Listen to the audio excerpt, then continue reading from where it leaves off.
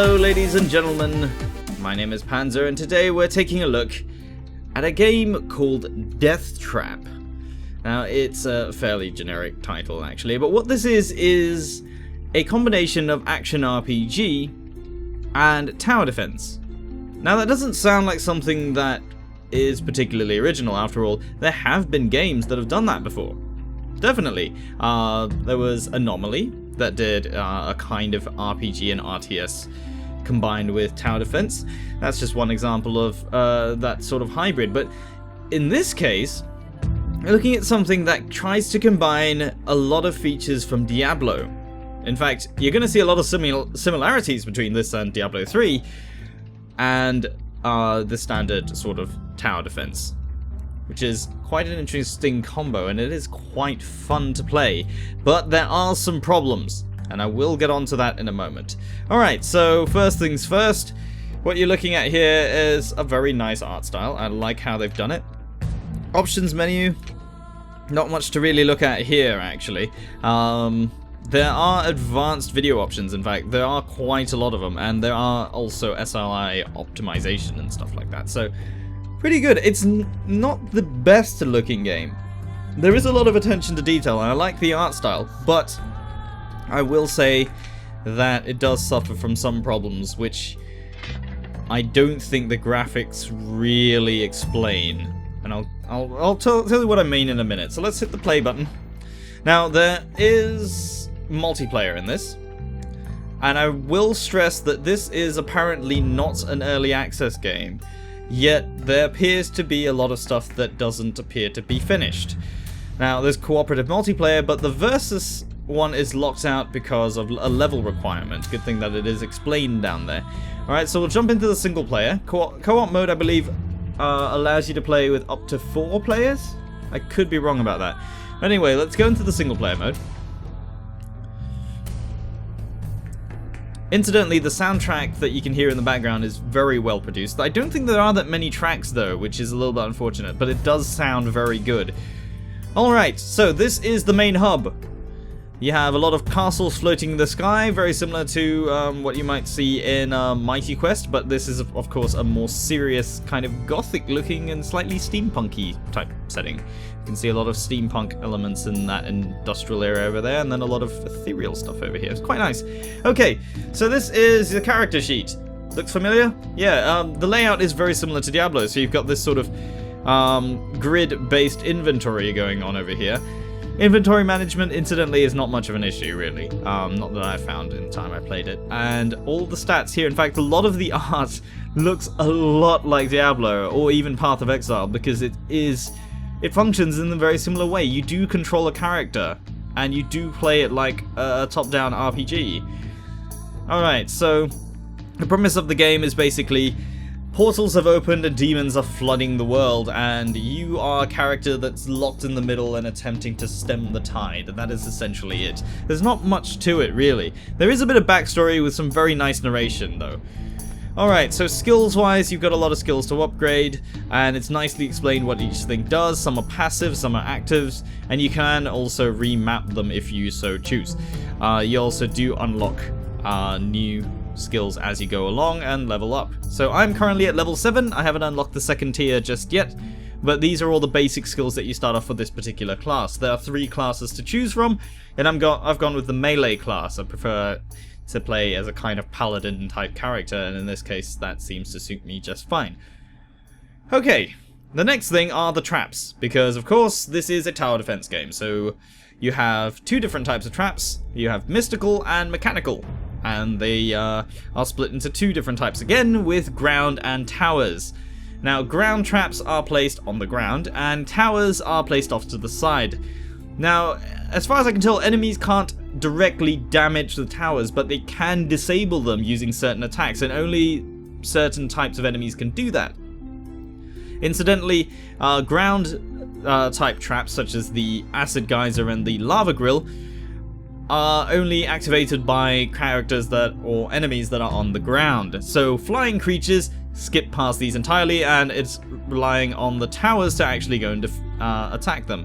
And then the last one are summoning type traps. These are actually ground traps which well, they release a creature that fights for you. And all of these are upgradable, and they also have passives that can be upgraded as well. So in this case, we can upgrade our spear trap to do more damage. We can also upgrade our mechanical towers to do a little bit more damage as well. These are passives, so they apply immediately when the tower is built. So we can actually go ahead and do all of that, give everything a plus 10% damage bonus. And then these are battle upgrades. Battle upgrades are upgrades that you can use in the field. So for each star you unlock, it's another level that you can apply to the tower once you're actually playing. But these will cost a resource called Essence to actually apply when you're actually in combat. You can do this in between waves and so forth, whereas passives are immediately applied. So there are some slight differences. Okay, so let's get on to gameplay. Now I've already cleared 4 of these areas over here, and there's this one. That's the next one. But I'm going to go back and show you one that I've already cleared, so you have a very clear idea of what's there. We're going to go to the Pale Keep. Alright, so there's different ways you can play. You can play in campaign mode with different difficulties and at different tiers. Now, if you complete the first tier at 3 stars, which is the hard one, you can then go on to do the next tier. So we're going to go into normal difficulty so you can have an idea of what's going on. Of course, it seems to be intended to be played on hard. So I will point that out. This is one of those types of games.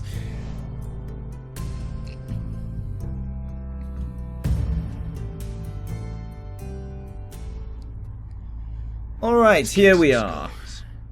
There is also voice acting in the game. It is not bad, but the writing is a little bit sketchy at times. Okay, so here we are. This is my character moving around. And you could be forgiven for thinking this is a Diablo clone because it really, really looks like it. Even the looting. There is loot as well to pick up. And I'm going to show you that as well. You can do a little bit of jungling over here. So there is a jungle area.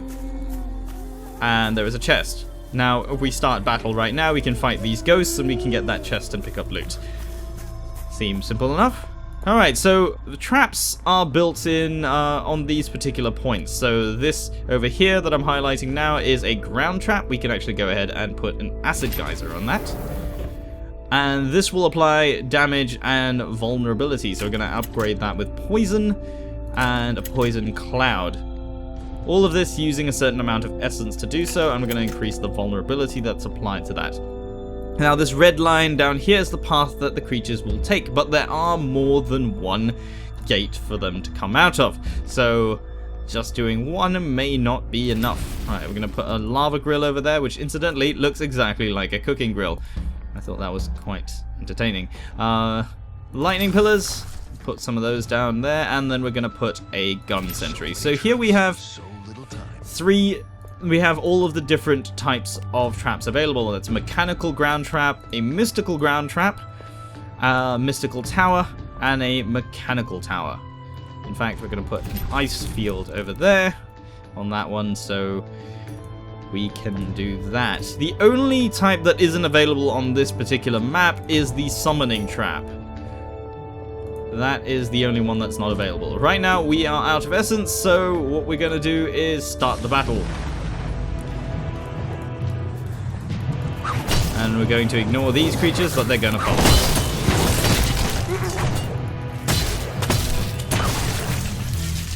Okay, let's unlock the chest, and there we go.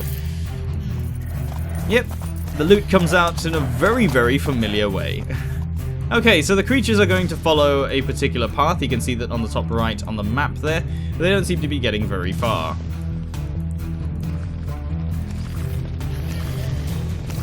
Now these creatures cannot attack the towers, but they sure as hell can attack you.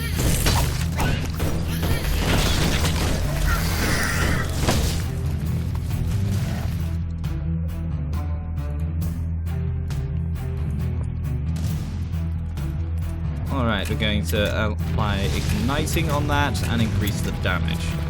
It's using a lot of essence, but I think we should be fine.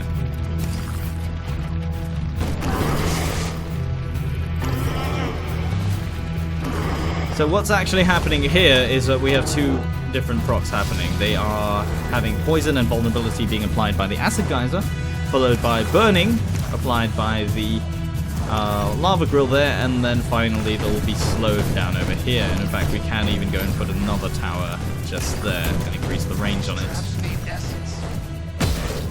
Oh, he's hitting me. Big mistake.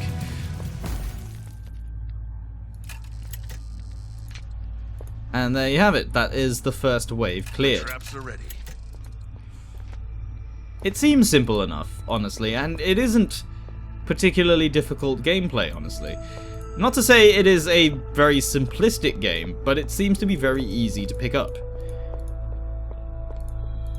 And it doesn't look too bad. Now, I don't know if you can see this in the video, but the frame rate actually stutters quite a lot. That is one of the bigger gripes that I have with this game, is that optimization seems to be a very big issue, and that wouldn't be something I would focus on if it wasn't for the fact that the game is apparently out of early access. Meaning that that is not supposed to be happening as much. I get that, okay, optimization is something that takes a long time to achieve on PC, but even so, if you're going to put a game out of early access, then it should be kind of expected that it would run at least decently. But right now I'm getting 30 frames a second, and it occasionally stutters or has mini freezes completely, and that seems to be when it's loading in creatures. So possibly loading in of assets causing problems there. Right now it's also dropping down to 20 frames a second every time there's any sort of particle effects on the screen, which is not good at all.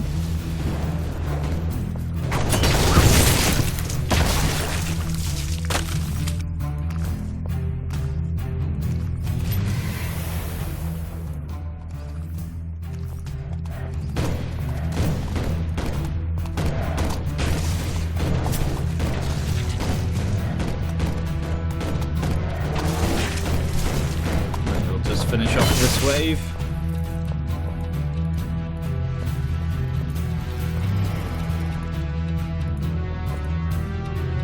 Now I get what they mean by playing this on hard, obviously, because normal is, well, quite easy.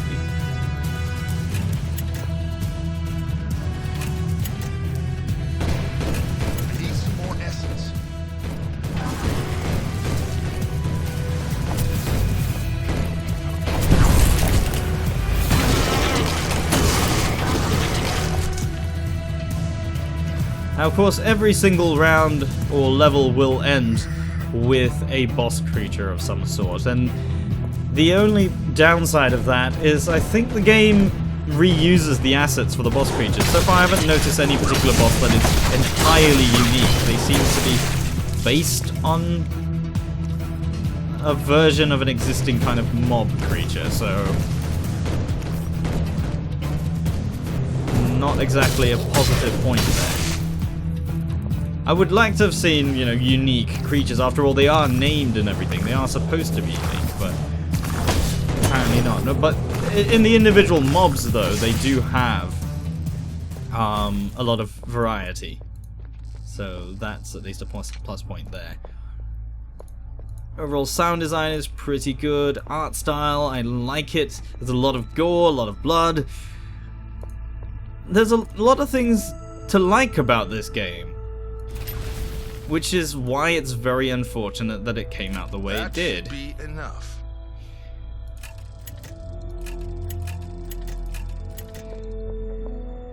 Alright, so now you've seen the basic gameplay. It doesn't get very much different from this through the levels that I've played, and apparently these are half levels. So I'm gonna drop out of this level now.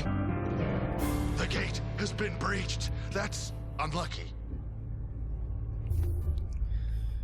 Okay, let's leave the map.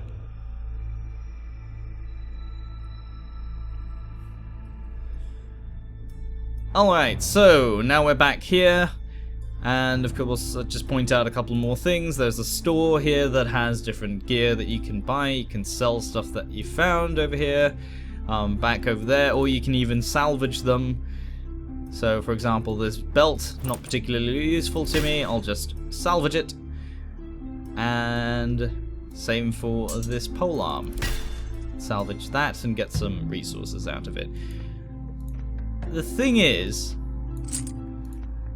even though there's a lot of things in this game and a lot of features to it that I like, it's just the overall polish of it isn't there for something that should have come out of early access.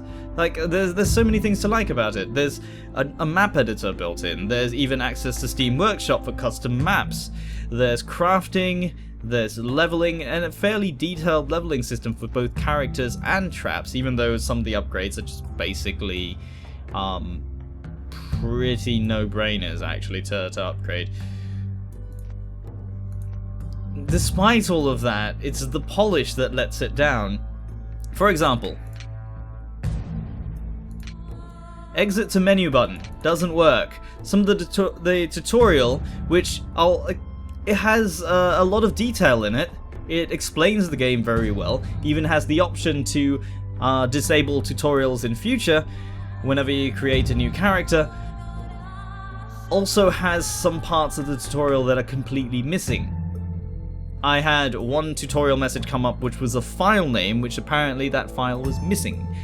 So another negative point there.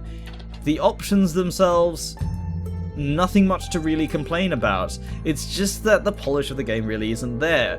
The frame rate dips to 30 on my machine. Although my machine isn't the most powerful, it shouldn't have that kind of problem. I only expect 30 or less on games like Dying Light. The Deathtrap looks good. It actually looks pretty decent, but it looks nowhere near good enough to cause that kind of frame rate to drop to happen. All this feels like is an early access game that just has had its version number changed. I'm sure the developers have put a lot of effort into this. I'm very sure they have. It's just that it seems like it should have still been in early access for a bit longer until it was completely polished, because otherwise this is what happens and it just looks like an unfinished game. There's a lot of depth to it. In fact, I like what I've played so far. I don't know how many levels there are because frankly they don't show up until you completed the one before it, but even then, as much as the game has, and I'm sure it'll be really fun to play in co-op, it's just that the polish just lets it down. So on that basis alone, I can't entirely recommend this. If you can look past these issues, for example, every time you load up your character, when you want to exit the game, you're going to have to Alt F4. You're going to have used a keyboard shortcut to close the game down manually in order to exit, simply because this button doesn't work. Also, a lot of the buttons don't seem to work. For example, creating a character, typing in your name, the enter key doesn't work. You gotta click elsewhere on the screen. That is completely unintuitive.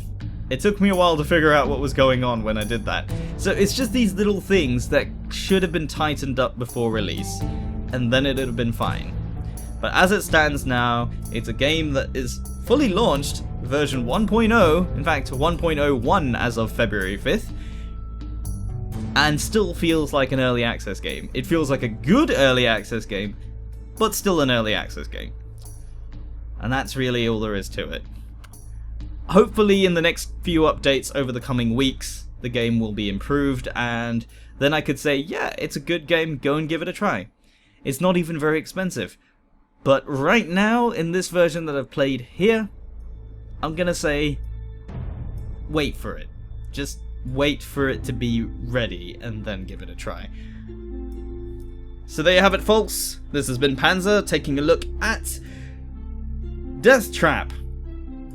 It's now available on Steam for $19.99, or your regional equivalent. Thank you very much for watching. I'll see you next time.